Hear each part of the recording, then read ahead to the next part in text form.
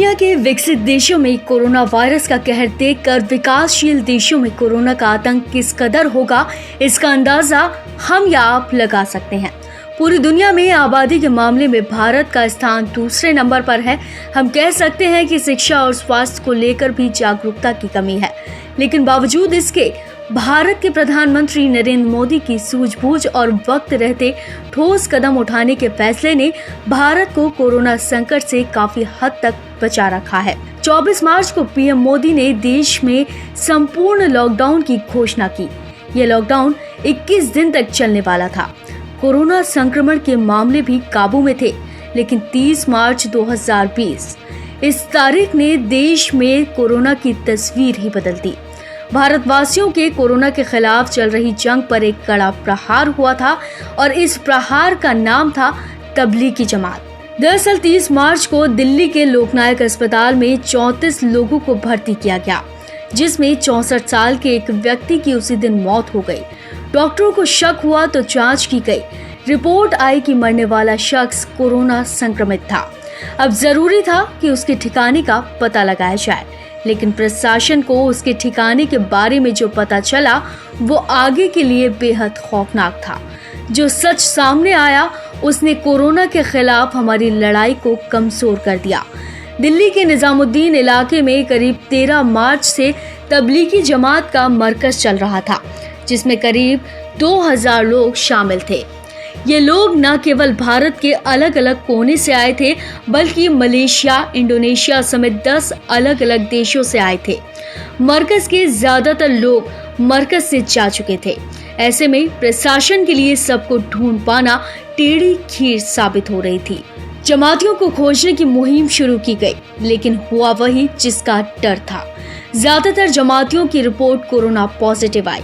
इसके कारण देश में कोरोना संक्रमण काफी तेजी से फैला, लेकिन जमातियों के खुलासे के बाद से ही कई ऐसी घटनाएं सुनने को आ रही हैं जो इस समय कोरोना संकट से भी बड़ा संकट बन सकती हैं। जमातियों के कारण केवल एक विशेष समुदाय के खिलाफ लोगों के दिलों में नफरत भरी जा रही है, लेकिन क्या वो वाकई में इतने जिम्मेदार हैं जितना कि उन्हें बनाया जा रहा है? ऐसे में भारतीय मीडिया भी इन विशेष समुदाय को नुकसान पहुंचाने में काफी अच्छा खासा योगदान दे रही है।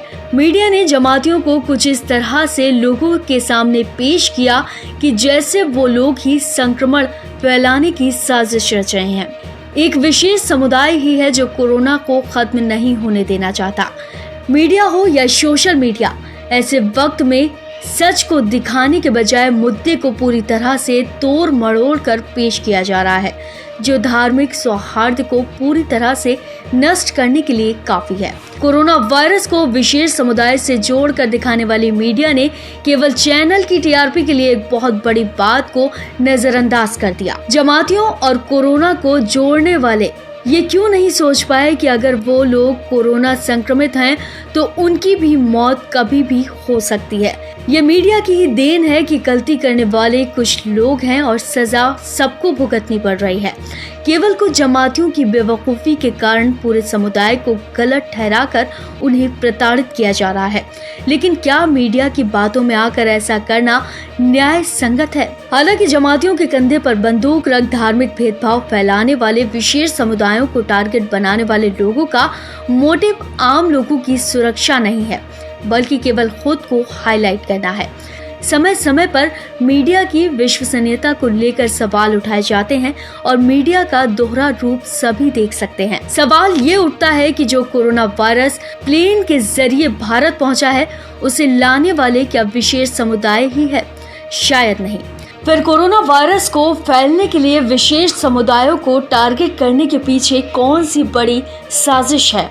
हालांकि हम ये नहीं झुठला सकते कि तबलीगी जमात में आए जमातियों के कारण देश में कोरोना संक्रमण के मामले दुगनी तेजी से बढ़े और कहीं ना कहीं इनके दिल दिमाग में ये बैठा दिया गया कि कोरोना के नाम पर सरकार उन्हें बांटने की कोशिश कर रही है, जिसके कारण वो टेस्ट कराने और खुलकर सामने आने से भी कतरा रहे हैं। लेकिन इस सब के बीच हम कह सकते हैं कि केवल गिने चुने लोगों की वजह से सभी जमाती बदनाम हो गए। केवल चंद जमातियों की वजह से विशेष समुदाय को निशाना बनाया जा रहा है। वैसे तो प्रधानमंत्री नरेंद्र मोदी पूरे देश को एकजुट होकर कोरोना वायरस से लड़ाई लड़ने की अपील कर रहे हैं, तो वहीं कुछ राजनीति की जलती आग पर अपनी रोटियां सेकने में लगे हैं। एकजुट होने के बजाय धर्म के नाम पर बांटने में व्यस्त हैं। लेकिन इन बांटने वाले लोगों को अभी तक ये समझ जाना चाहिए कि कोरोना वायरस किसी एक विशेष समुदाय या जाति को अपना शिकार नहीं बना रहा। ये सबके लिए एक समान ही जानलेवा है। तो बेहतर है कि इन भड़काने वाले लोगों की बातों में आने के बजाय हम और आप अपनी समझ और संयम का इस्तेमाल करें, तभी हम कोरोना वायरस की जंग में उसे हरा पाएंगे। नहीं तो अगर हम आप केवल धर्म के नाम पर लड़ते रहे तो कोरोना वायरस जिस तरह से इंसानियत का दुश्मन बना हुआ है, उसे देखते हुए कहा जा सकता है कि इंसान का अस्तित्व खतरे में है। एक बार विचार जरूर कीजिए।